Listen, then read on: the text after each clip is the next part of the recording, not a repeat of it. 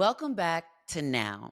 No opportunity wasted. I'm your host, Angelica Ross, and so much has gone down this week.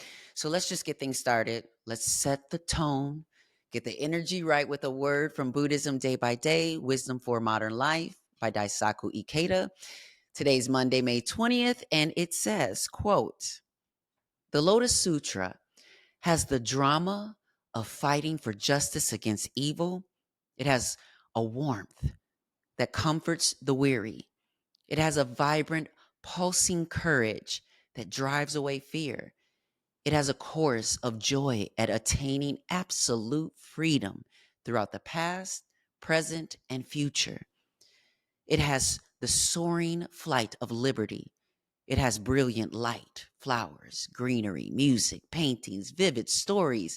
It offers unsurpassed lessons of psychology, the workings of the human heart, lessons on life, lessons on happiness, lessons on peace. It maps out the basic rules for health.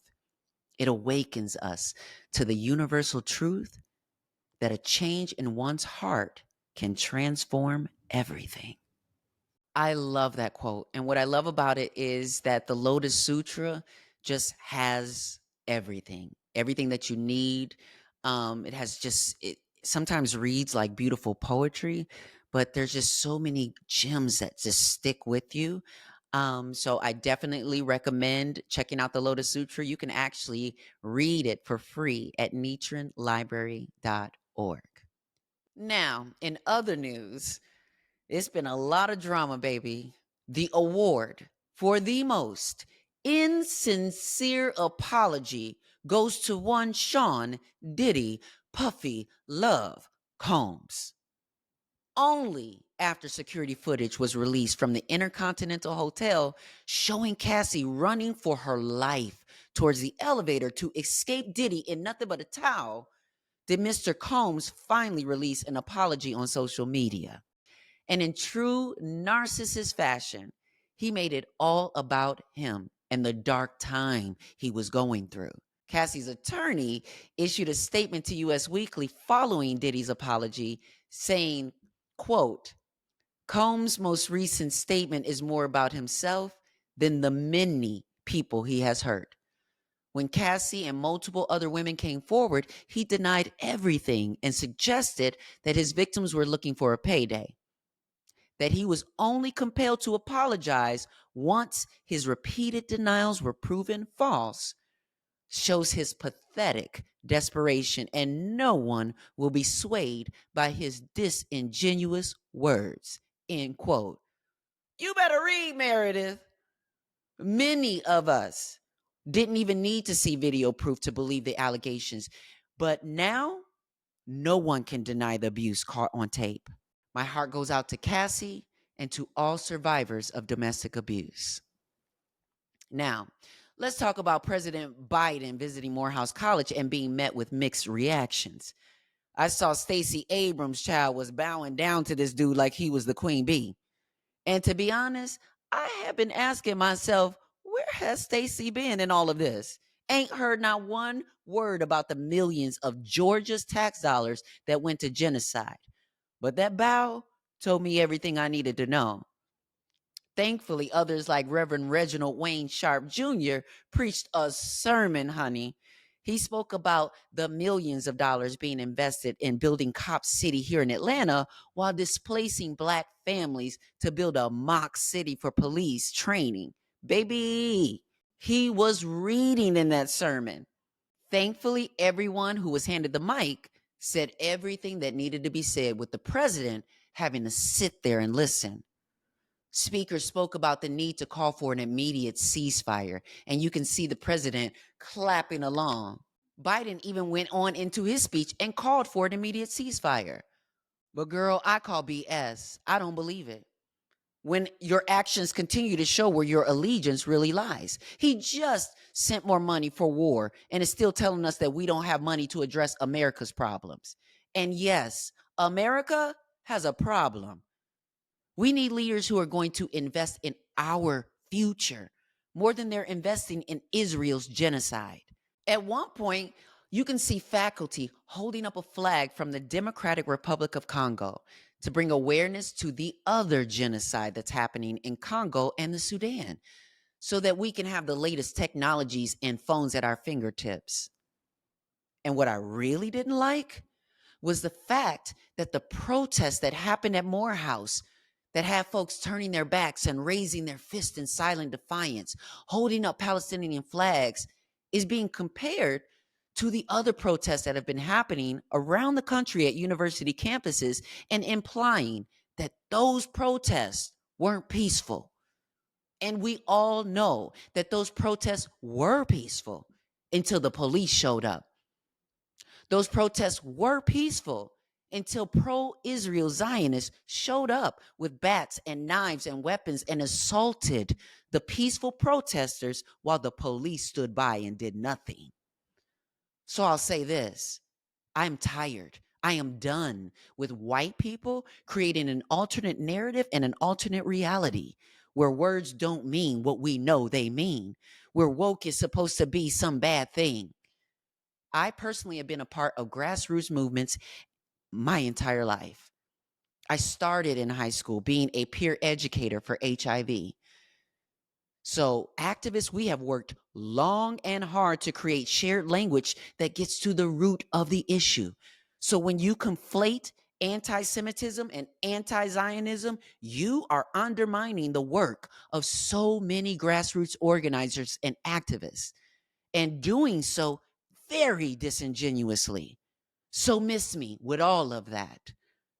Also, shout out to Macklemore for using his platform to push back on these false narratives and shine a light on the truth, while other rappers decide to go back and forth in a rap beef that has the entire internet gagging.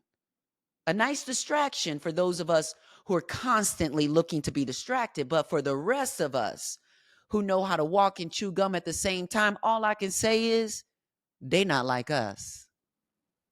Now, today's guest asks and answers the question, why does everything have to be about race? The conversation was so intense that we had to break this into 2 episodes. So, take a listen to my conversation with author Keith Boykin. Hello there, Keith. How are you? Hi, Angelica. I'm doing really well. How are you? You look good.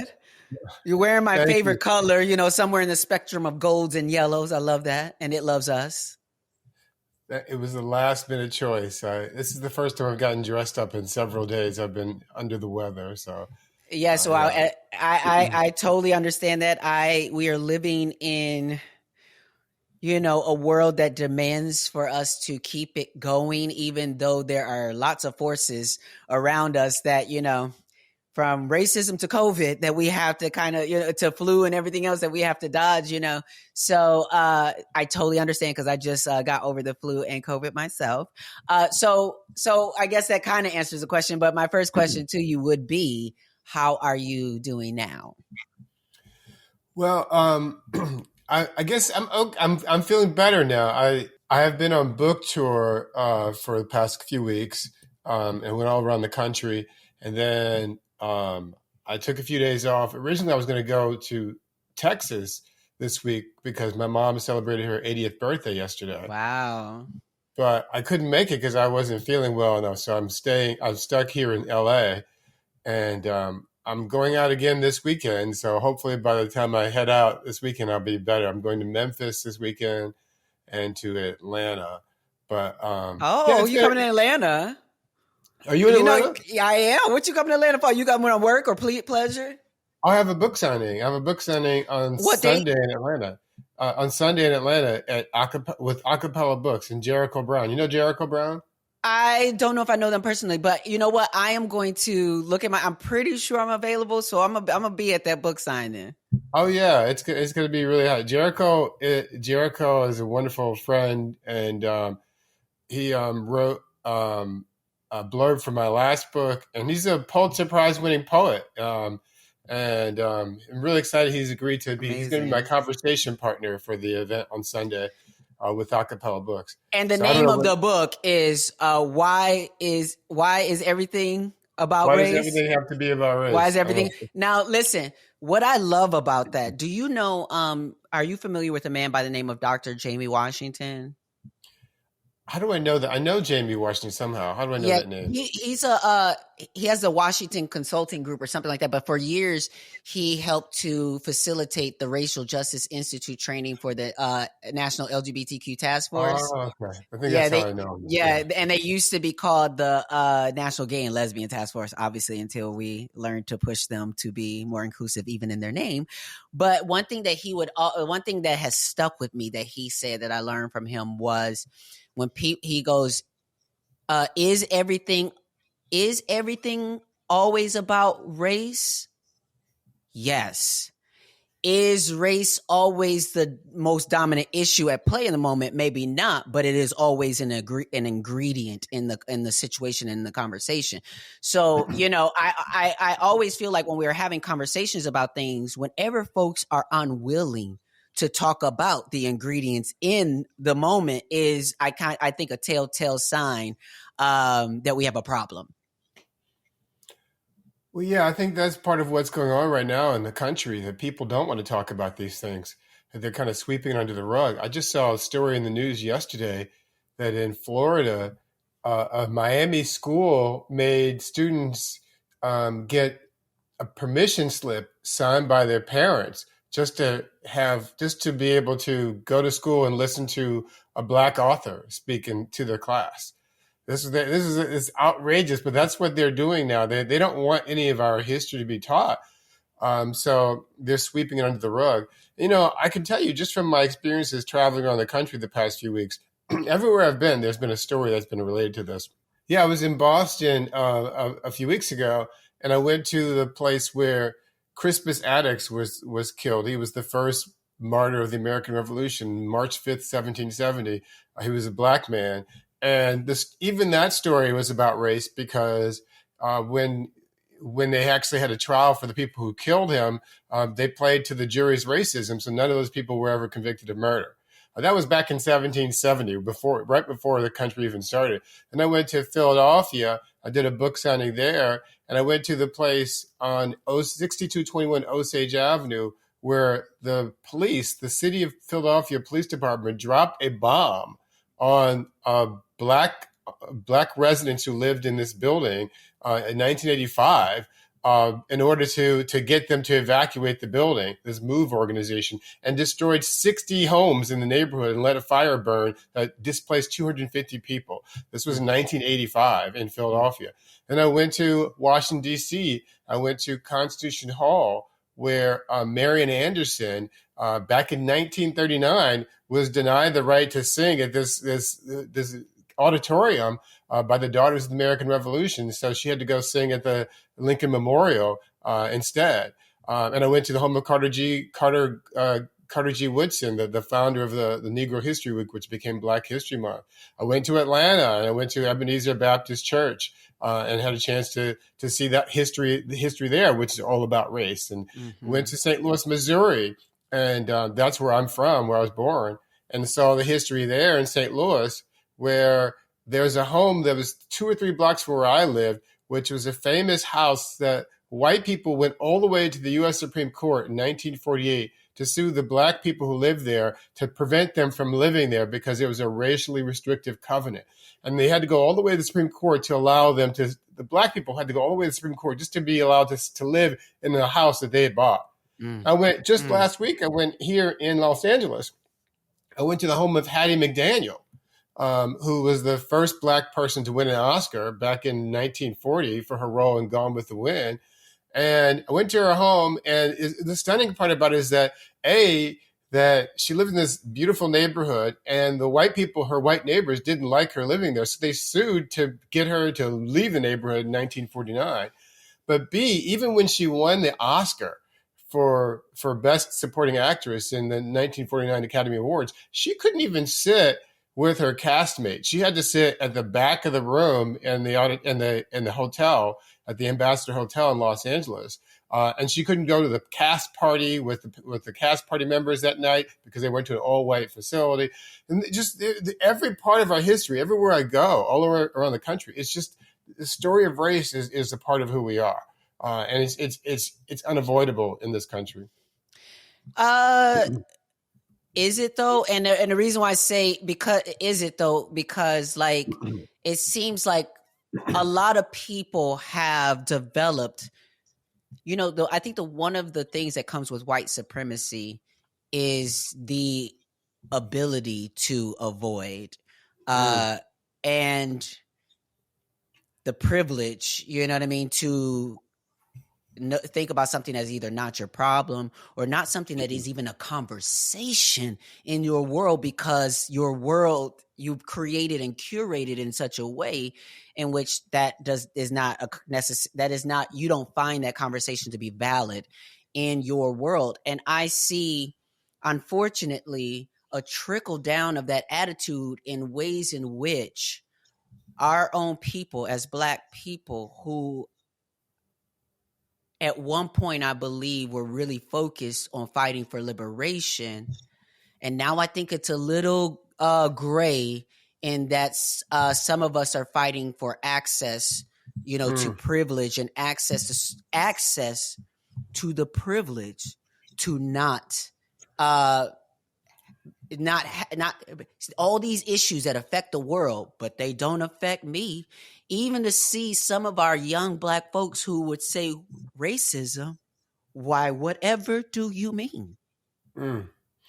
Well, yeah, there's two parts to that question, I think. And so the first part is about how white people perceive this. And truth is, yeah, you're right. A lot of white people don't perceive racism as an issue that affects them.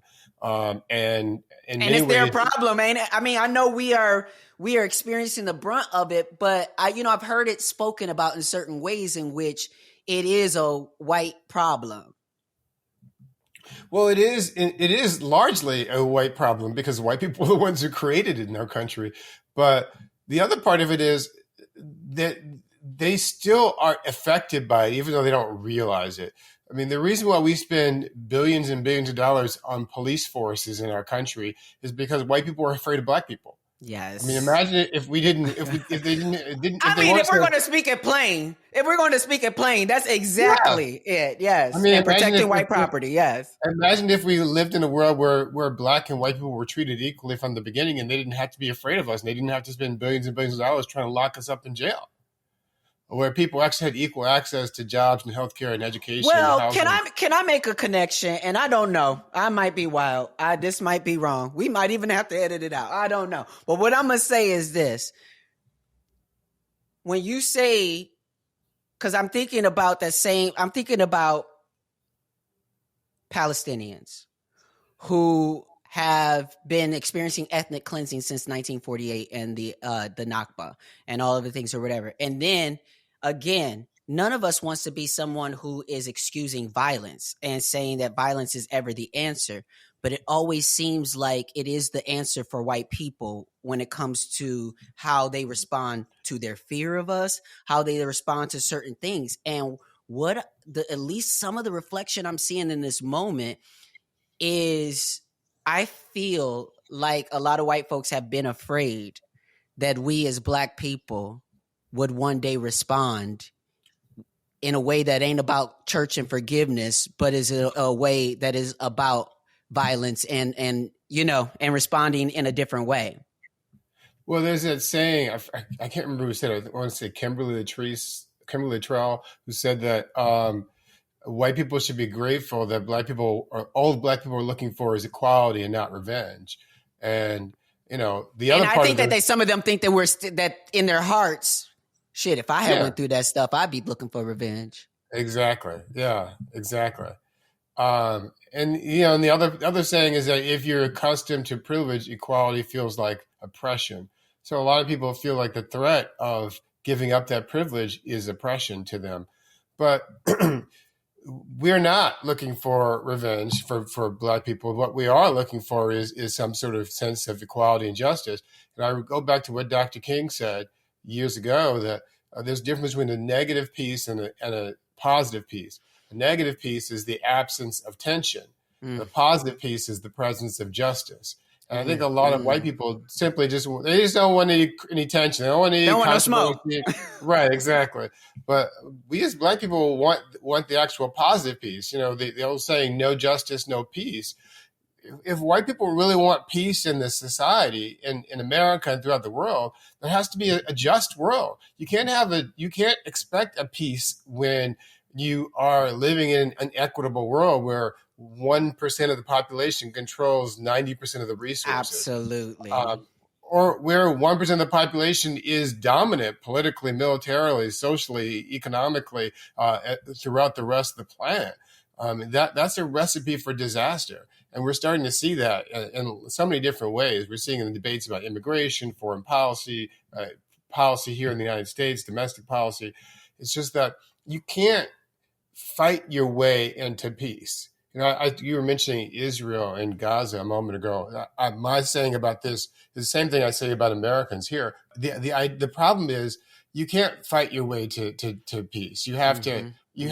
The way to peace is peace. You have to approach it from a point of view of justice and peace and humility. And that doesn't mean you come in with guns blazing. It means you come in figuring out how we can make this work out.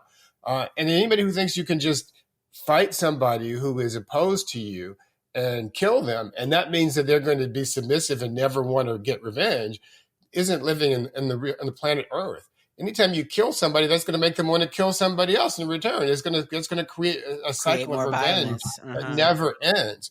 There has to be adults in the room who stand up and say, "This is not the way. We need to focus on creating a just society." So everybody. Well, what I thought was pretty wild was there was a moment a while back when President Biden was asked, "Does he think that a ceasefire is possible?" And he was just like, "No, I don't think it's possible." And I just was stopped in that moment because I'm like, our leader, the leader of our country and the leader of the free, where they say the free world, does not believe that peace is possible in this moment, and also self-identifies as a Zionist. What was a struggle for me is the gap in understanding of language, knowledge, history, terms, all of this, to the point of which, when we talk about why is everything about race, and then we get Black folks in our own space that may also start to believe that everything is not about race or that. So I see this disconnect between those of us who are in circles with the National Black Justice Coalition and, Black Movement for Lives and all these things. And we're talking movement language and we're doing all those things. And it's another in the comment section at the Shade Room and the Zeus Network and what have you. And maybe even somewhat of a younger generation that is seeing things through a different lens that white supremacy has created, the filter that they've created. How do we get our own people to see when history is being attacked in the ways that they are coming up in school and they're not getting the full story? How do we work with the youth as well as folks now to understand the elements that are at play? Well, I think you said something earlier that is important, which you said that there's a lot of people who don't necessarily want justice. They just want access. They want access to that privilege. And I think that that's a troubling trend, but it's unavoidable because that's what America teaches us. And the truth is that access will never apply to everyone. We'll never have, you can have all the money you want, but at some point you're still Black. If you walk outside and you're a billionaire and you're Black and you try to get a taxi cab in New York City, the taxi cab driver doesn't know you're a billionaire. They just see you're a Black person on the street and they don't pick you up. If you walk into a department store and you're a billionaire and you're Black, the security guard doesn't know you're a billionaire unless you Baby, have they got Oprah together at Hermes back in the day, didn't they? Yeah. Yeah, they sure did. When Oprah went to what was the Hermes boutique and they wouldn't let her in. I mean, your Black skin is an indicator of fear to a lot of people in this country and throughout the world because of the racist programming that comes from our country. And it doesn't matter how much money you have, you can't buy your way out of that. And that's what people miss out. So yes, it's important for us to have access to be able to take advantage of the opportunities society has for us, but access for what? access just to be able to sit in our comfortable corners and be away from all the oppression that other people in our communities are suffering through, or access to use your power and privilege to be able to make a better world for everyone else? Well, so yep. I mean, yeah, because there's a lot. I feel there's a lot I can definitely unpack there, but I want to go. There's so much that I want, oh my God. I love talking to you, number one, because I don't know how you have all this stuff, information in your brain. Like even when you were first talking about naming years of this, when that happened in Philly and all, wonderful. And I love that we have folks like you that can do that. What year was it? What year was it when you were a White House aide with Clinton? What was about that time? 1990s. 90. I worked for Bill Clinton from 1992 to 1995, essentially. Yeah. So my question to you is, because I have had my own experience as a black person with decolonized politics, or at least, decolonizing in that space. What was the transition and what were the challenges like for you going from working in the administration and the system and seeing and having a closeness to seeing how things kind of work, to then transitioning into what I've been seeing from you is this sort of personal power that is outside of sort of any sort of organizational stamp of approval or what have you. And you even founded your own organization, co-founded the National Black Justice Coalition. So what was happening with you in that transition from being so close to power, to that kind of power, and then walking into your own? Well, I think I've always, not always, but for a long time, I've been close to or had access to power, but I've never felt like I was a part of that group. I went to 3 different high schools, but the last high school I went to in Clearwater, Florida, it was an upper middle class community, and it was mostly white school, and there were a lot of rich people in that school. And I wasn't one of the rich people, but I was there, and I knew what they were like. And I went to Dartmouth College for undergrad, and went to school with 2 Rockefellers. Even one of our buildings that I studied classes in my government political science classes was named after my classmate, my schoolmate Nelson Rockefeller's father. Right. So I was never a part of that, but I knew those people were around me. And then I went to law school with future President Barack Obama. And then worked in the White House with Bill Clinton and so many other people. And I think despite those experiences, I never felt like that those things identified me, that I still had core beliefs. And part of it was that I knew that I was a black gay man. I mean, I didn't always know that, but by the time I came out, I knew I was a black gay man. I knew that I wasn't never going to be welcome and fit into a lot of the spaces that other people were.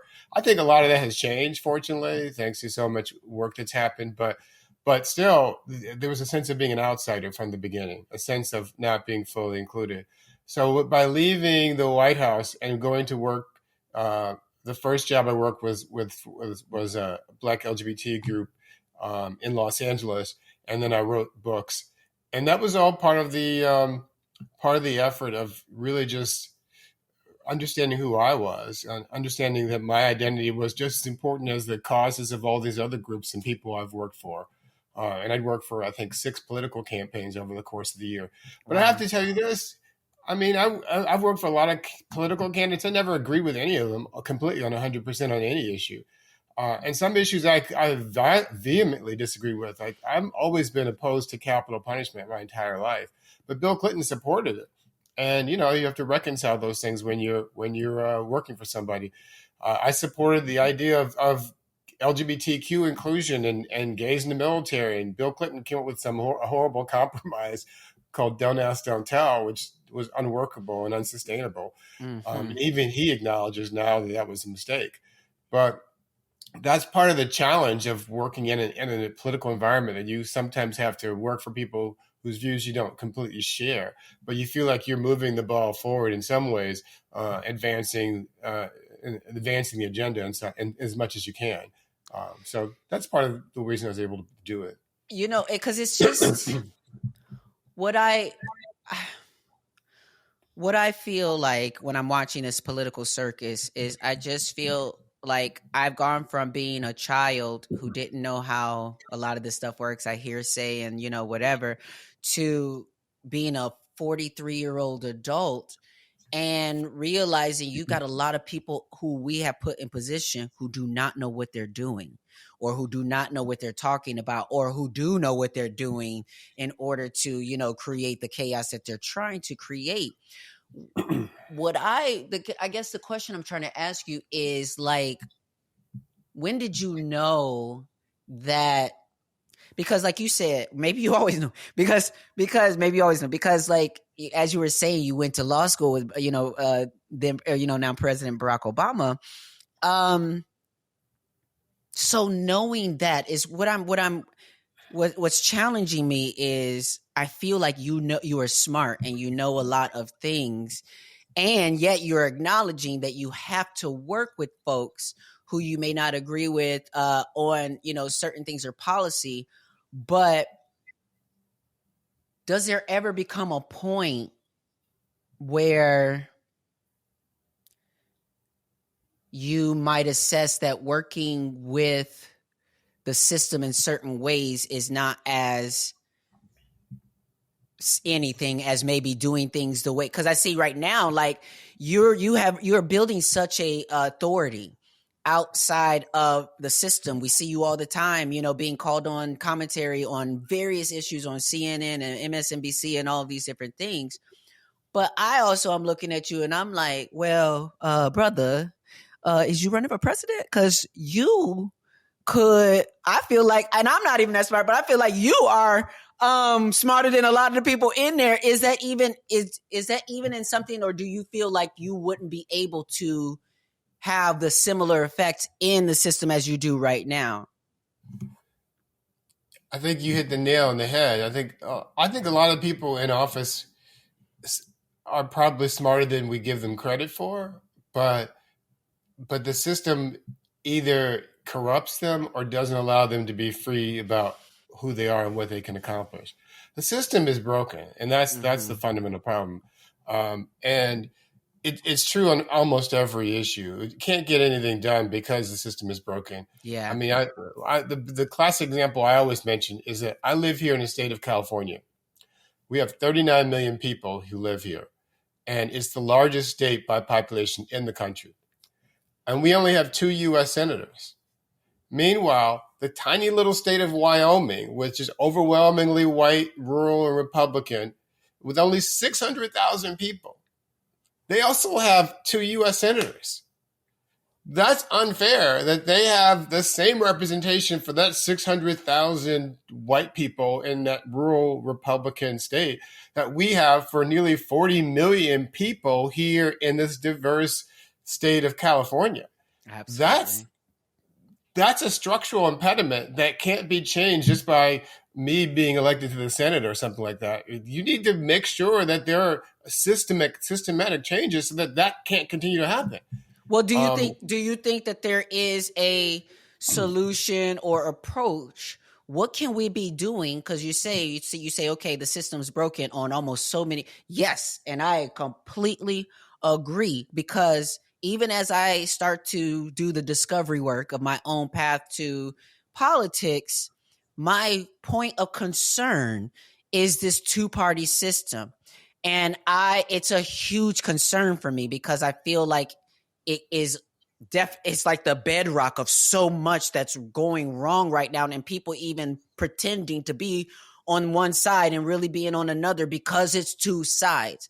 And so when I look at even if we wanted an independent candidate and someone to come through, it's like an impossible path for them to be on the ballot because of the two-party system. So is there a way, do you see, because listen, I'm asking the right person. So how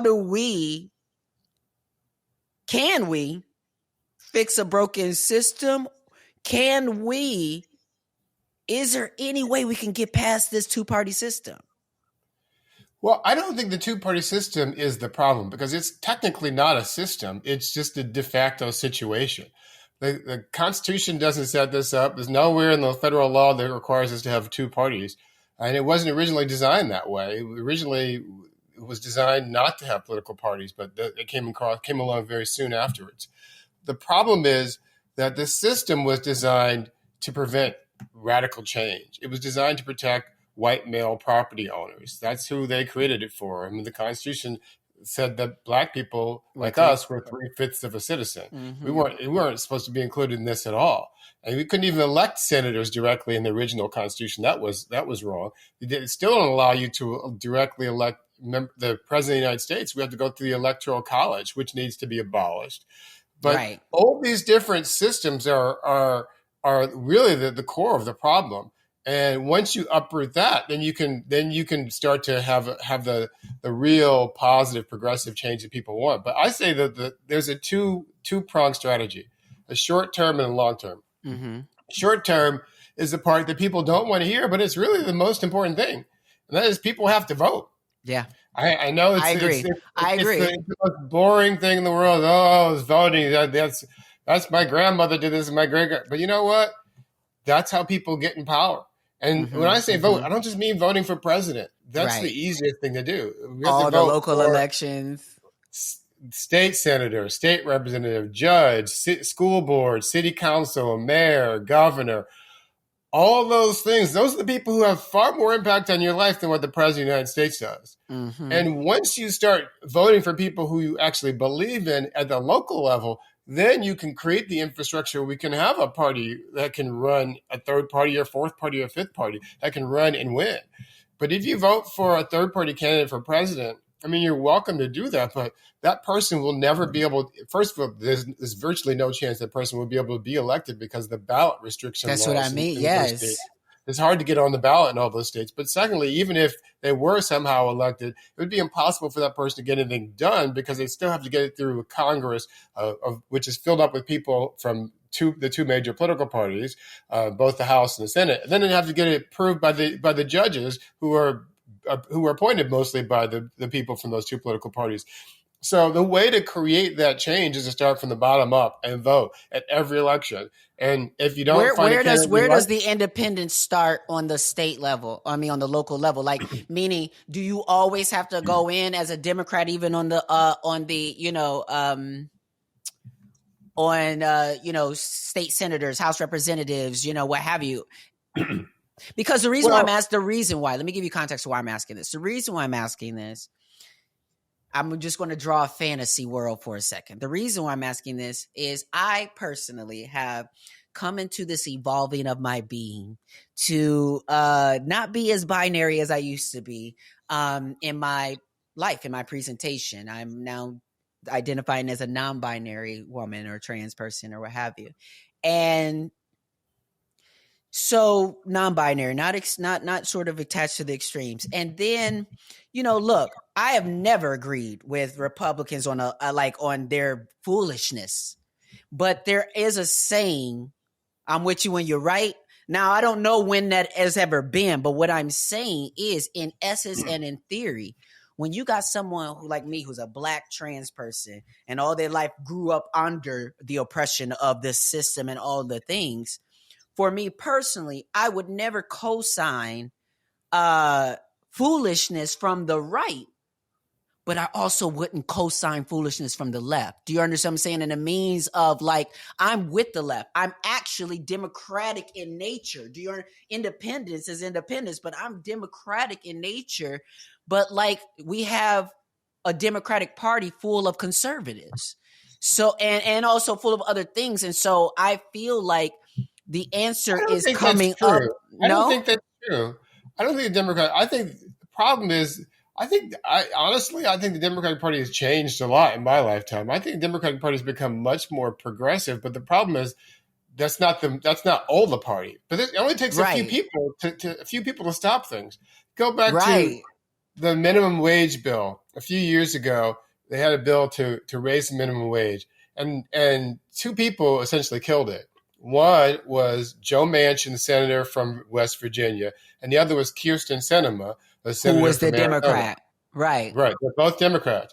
But Kyrsten Sinema famously walked onto the Senate floor with a little skirt on. She did a little thumbs down, cutesy little twirl like she was so happy to kill the minimum wage. I was like, why the hell are you a Democrat? This has been the core of the Democratic Party philosophy going back since the New Deal when Franklin Roosevelt was president. And Raising the HRC minimum backed wage. her. Huh? I'm saying, and also folks like HRC, you know what I'm saying, we're backing her Because, as a because she's bisexual. But just because she's It be your bisexual, own. It be your own people sometimes. Sometimes it be right? your own. Just because, sometimes we learn the hard way. Just because somebody is LGBTQIA or just because they're African American and person of color doesn't mean they're going to be supportive of the agenda of the people within those communities. And for her to be the deciding vote, but there is no squad. I think about the squad like AOC and Ilhan Omar and Rashida Tlaib and Ayanna Pressley. There is no squad in the Republican Party. Those are some of the most progressive people in politics, and those people there's no squad because I feel like no. I mean, there's a squad of progressive people. There's none of that in the Republican Party. No. Zero. None of that. But there are people like that in the Democratic Party, and they do have a voice. There's no Bernie Sanders in the Republican Party. All those people there are people in the Democratic Party who do support a lot of the issues that I agree with. It's just that they're not the only people in the Democratic Party. There was just a big election recently, yesterday. I don't know when this is going to air, but it was just yesterday when Democrat Tom Suozzi won election for George Santos's old seat. Yeah. He beat a Republican candidate. But Tom Suozzi's pretty much a conservative Democrat. But they ran a conservative Democrat because they felt that was the only way they could win in that suburban white district. It's problematic because in some areas you have to have these conservative white Democrats, but in other areas you don't. And we really have to get to the point, I think, where we continue to push for larger policies. But the other thing I was trying to mention too, the second part, the short-term strategy was voting. The long-term strategy is we have to dismantle the whole system. Right. And that's it. While we're voting, while we're doing these daily steps along the way, we have to be focused on a larger goal. I personally have very radical ideas about what we should do to dismantle the whole system. And, I don't think that they're things that people normally talk about, but I think we should eliminate the Electoral College, completely abolish it, so we have direct elections of the president. I think we should abolish the United States Senate entirely because it's underrepresented for the reasons I told you before. Mm-hmm. I think we should eliminate gerrymandering in congressional districts in the House. We should also eliminate life tenure for judges who are appointed. Absolutely. There should be term limits for judges. Absolutely. And I think we need to have a constitutional convention to rewrite the Constitution because there's so many, and this is something a lot of people, even people on the left, are scared of doing because they're afraid it's going to open up a can of worms. I have to admit. Yeah, I would. But I feel like there's a lot of things we've learned just from watching Donald Trump that the Constitution clearly wasn't ready for, didn't anticipate what situation we're in. But if there's no way we would create a country in 2024 with the rules we set up in 1788. Correct. So we need to rethink the whole way we did this. In South Africa in the 1990s, when Nelson Mandela became president, after decades of apartheid, they rewrote their constitution. They put marriage equality into the Constitution. They put support for LGBTQIA rights in the Constitution. They put environmental rights in the Constitution. They wrote a Constitution for the modern era, not a Constitution for the 18th century, which is what we're governed by. Would you say that I think a lot of America's problem is nostalgia, is holding on to things that no longer work for us. I also feel like when you talk about dismantling systems, I'm definitely on the same page. My challenge is, how do you dismantle these systems that don't want to be dismantled? Meaning whiteness is never giving up power. Just, hey, here you go. Even these strong institutions who have been the most reluctant to change, they say will be the hardest to fall. One of those I feel like that has been falling is the sort of Christian hierarchy, because it's now placed is putting its force and energy through a certain place and not in the ways in which, because so many people have been exiting the church in ways where they aren't speaking to the modern society. Because what I know about a system is that obviously it's not just the white people and white supremacists and folks like that who are keeping that system working. And the fact is that there are certain people who are benefiting from the system and therefore are not going to be involved with completely dismantling it. And you have this world in which, I think about Angel from Pose, played by India Moore. And there was a scene between her and Pray Tell, and Pray Tell's telling them, like, y'all gotta get serious and want to go protest. Our lives are on the line and certain things are happening. And she goes, I have a modeling gig and blah, blah, blah. Well, that's not important. She's like, well, wait, what? Am I not supposed to, we all running from the same boogeyman. Am I not supposed to ever stop on the way and enjoy something for myself? And I think about what it means to stop and smell the roses. I think about what it means to enjoy what there is to enjoy. But when we in Buddhism, we have the saying, enjoy what there is to enjoy, suffer what there is to suffer, but never stop chanting Nam Myoho Renge Kyo or whatever. But basically just in the meaning of saying, there's a time for all things in this. And I think that right now, and it feels like we're in a culture that only wants to enjoy the good vibes. Well, Frederick Douglass said, power concedes nothing without a struggle, without a demand. And so we have to demand what we want. It's not going to happen because people are going to voluntarily give it to us. And Audre Lorde said, the master's tools will never dismantle the master's house. Mm-hmm. Which means that we have to be creative about the way we choose to go about that. Part of the reason why I wrote my book, Why Does Everything Have to Be About Race, is because I wanted to provide tools for people to help dismantle that. I wanted people to know that, yes, you don't have to. Another famous quote I want to mention, too, from Toni Morrison. Toni Morrison once said in a speech in 1975 at Portland State University, she said, the function of racism is distraction. They say the very serious function of racism is distraction. Somebody says your head isn't shaped right, so you have scientists proving that it is. Somebody says you have no art, so you have to dig that up. Somebody says you have no culture, so you have to prove that. And she says none of this is necessary. There will always be one more thing. The purpose of it is they want us to be distracted. So I say, in response to your question, we have to do two things. Yes, we have to take care of ourselves first, because if we don't take care of ourselves, we can't help anybody else. Absolutely. Part of the reason why I'm sitting here at home, sick, recovering from my illness, instead of being out on the road doing something right now. And then secondly, we also have to understand that we are connected. We have we have to have some sort of consciousness. We don't have to spend all day, every day, thinking about all the problems of the world and being burdened by them. But we have to be conscious enough to know how we can use our power, our wealth, our celebrity, or whatever it is that we have, whatever kind of privilege we have, if we have any, to use that, to leverage it for good. So yes, there's a combination of things. Live your life by all means. Enjoy your life by all means. But also recognize that there are people who are still struggling and need help, and you can be the person to help provide that to them.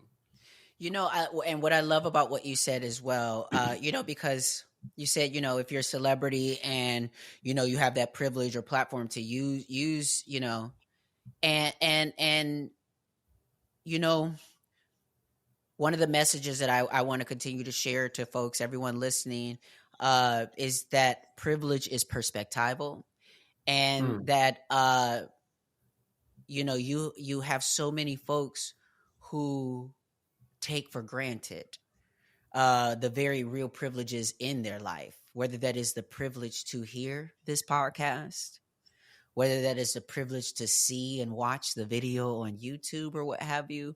And so there's many ways in which I think we're in such a world of problems, and we sometimes can get trapped in our own problems, like and that you don't, or even Oppression Olympics can get trapped in these spaces. but not realizing these places where we can turn our perceived privileges or our real privileges into some form of power in a place, whether that is speaking up and saying, I would love it if you could put the subtitles on, because my hearing's not that great from back here. So if I so that maybe the person who hasn't revealed their death in the room doesn't have to be the one, speaking up on those things. I don't think that we understand. And this is where I feel so much synergy around, is I feel this gaslighting energy around the term "we the people." And I feel that it's been this cliched thing that has, so much of our power has been co-opted to cliches in a space that we talk about the thing, but we aren't about the thing and don't have the real faith in it. You got people who follow a faith and can repeat like parrots some powerful phrase, but not actually feel it as they're speaking it. And so I think right now, what I feel is part of the solution is us awakening to the power of the people and actually invoking that power and not being afraid to evoke it. But I feel like right now we're lifting the carpet up right now and seeing there's some fear here of evoking power, and there's rightful fear because your livelihood and job might be in threat. But realizing I think that we're in a system right now that seems to have so much control and power over our lives that is very real. It's political, it's policy, it's written in structure. But I'm coming from now a spiritual place and saying, no opportunity wasted, and saying I believe in a space of awakening from the people to realize that these structures are not more powerful than our will to change them. I think that's right, Angelica. First of all, privilege is perspectival. I hadn't heard it phrased that way, but I like that. I always say that privilege is relative because every person has some sort of privilege over someone else, even though we may not realize it. I like the example you mentioned about people who are deaf, because my brother is deaf, and I understand how that affects him and his life.